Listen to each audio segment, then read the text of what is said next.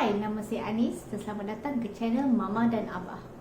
Mungkin anda klik video ini sebab tengah planning nak get pregnant, ataupun awak klik video ini sebab memang rasa-rasanya awak pregnant. So, kalau dah pregnant, apa yang saya kena buat sekarang? First dan foremost, kalau awak memang planning untuk get pregnant, saya cadangkan dapatkan Clue app, download Clue app di dalam phone anda. So, Clue app ni adalah satu clue yang boleh track period.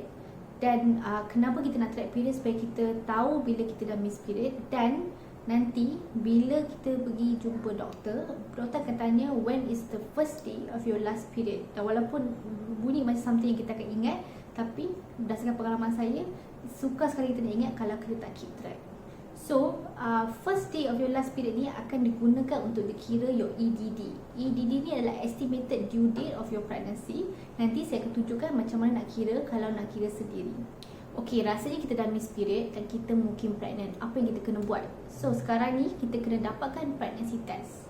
Pregnancy test boleh dapatkan di mana-mana farmasi, tak kisah apa farmasi, dan boleh didapatkan di 7-Eleven juga.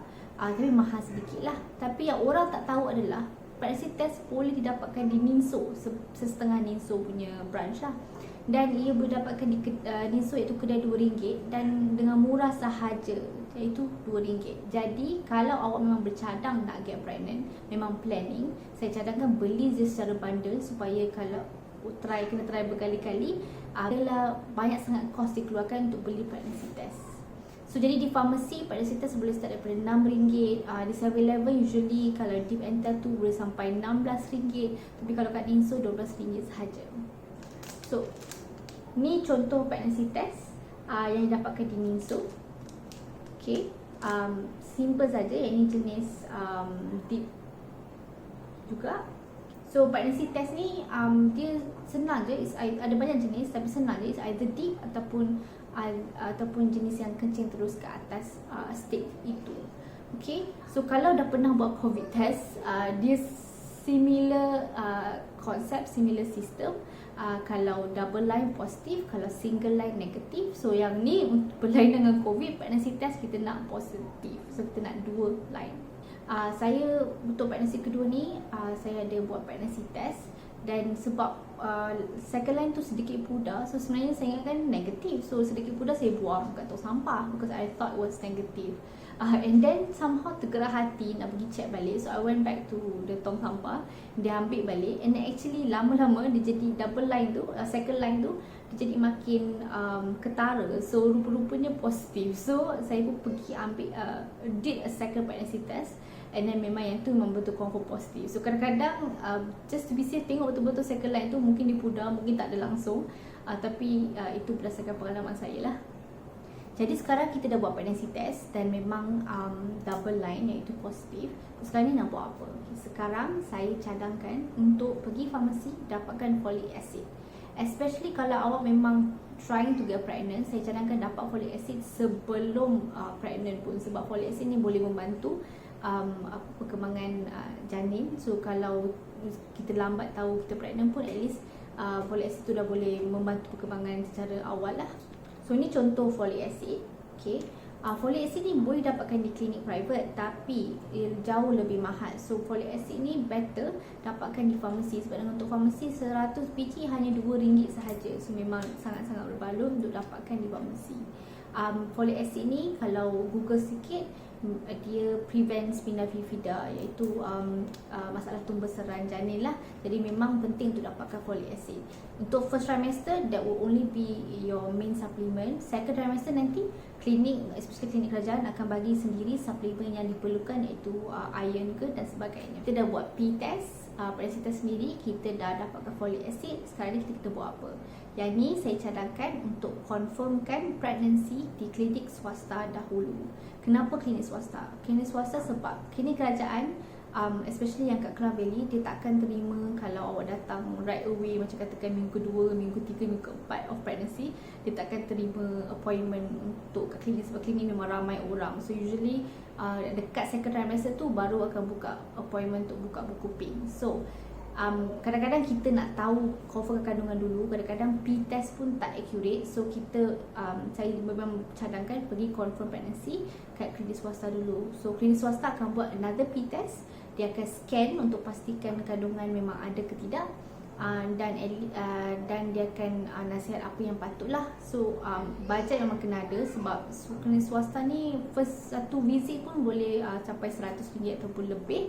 Jadi kalau ada bajet, pergilah klinik swasta untuk confirm dulu. Kalau tak ada bajet, bolehlah tunggu untuk confirmkan di klinik kerajaan. Okay, so kalau tak ada bajet untuk ke klinik swasta, dapatkan folic acid di farmasi supaya kita jaga dulu kandungan tu, jaga pembesaran dulu supaya tak terlepas any nutrition lah.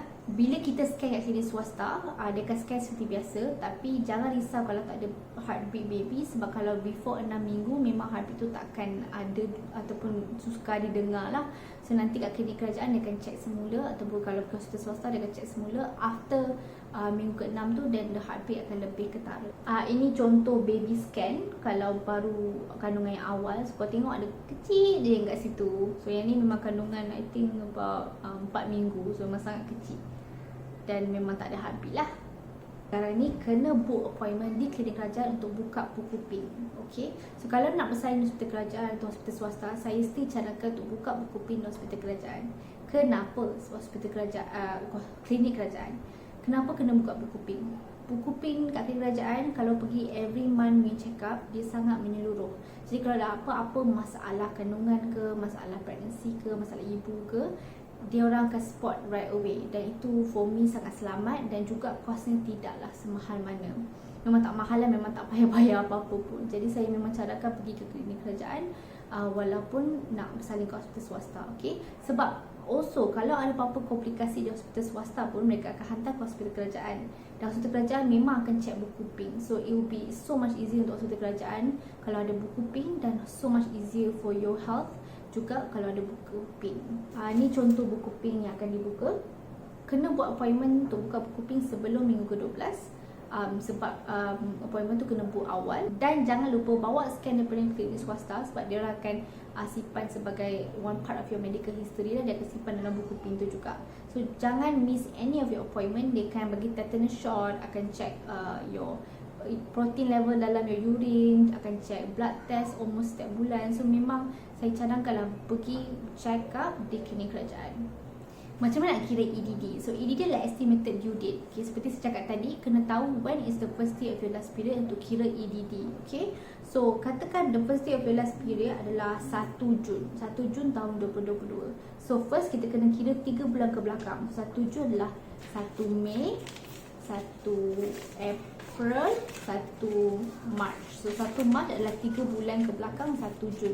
Okay, so now kita kena kira setahun 7 hari ke depan. So 1 March ke depan, setahun ke depan adalah 1 March 2023 tambah 7 hari will be 8 March 2023. So your estimated due date, your EDD adalah 8 March 2023 kalau the first day of your last period adalah 1 Jun 2022. So EDD ni dia taklah accurate, dan jarang sekali lah I think moms melahirkan pada EDD. So EDD ni memang hanya jangkaan. Tapi katakan macam kandungan memang kena cesarean ke ataupun overdue ke, dan EDD ni sangat penting supaya lahir pada masa yang betul lah, supaya kandungan tak terlambat sangat ataupun tak awal sangat. Okay, itu saja untuk video kali ni. Kalau ada apa-apa soalan lagi, boleh komen di bawah. Kalau ada apa-apa cadangan topik untuk channel Mama dan Abah, sila juga komen di bawah. Jangan lupa like video ini dan subscribe. Thank you.